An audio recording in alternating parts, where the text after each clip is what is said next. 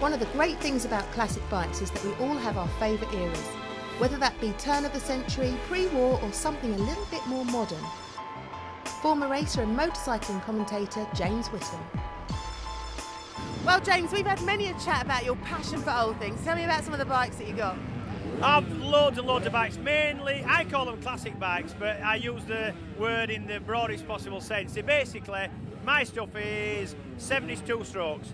Anything through sort of RDs, GT Suzukis, X7s, through to sort of LCs and power valves. And TZs, that's my sort of passion.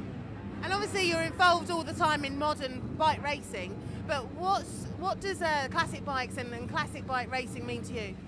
It's just proper racing. I love my modern bikes. I love the fact that you can buy a road bike now that, like you've got yourself, that's got 160 horsepower, all the sort of modern suspension, electronics and everything else, and it's really better than a race bike was only 5 or 6 years ago.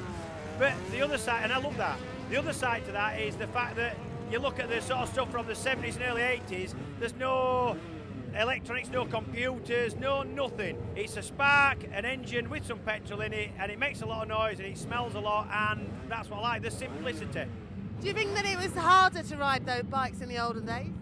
I think that the riders didn't know any better because, it's like people in the old days generally for their work used to work harder, more physically, because there weren't the aids that we've got now for everything in life.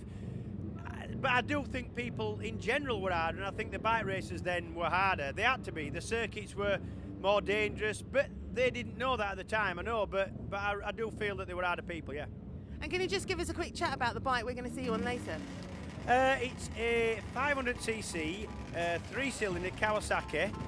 It's a factory bike. It's owned by Bewley Museum, and it was ridden to some effect by Mick Grant. He actually won in the Isle of Man the last time the Isle of Man counted as a full World Championship event.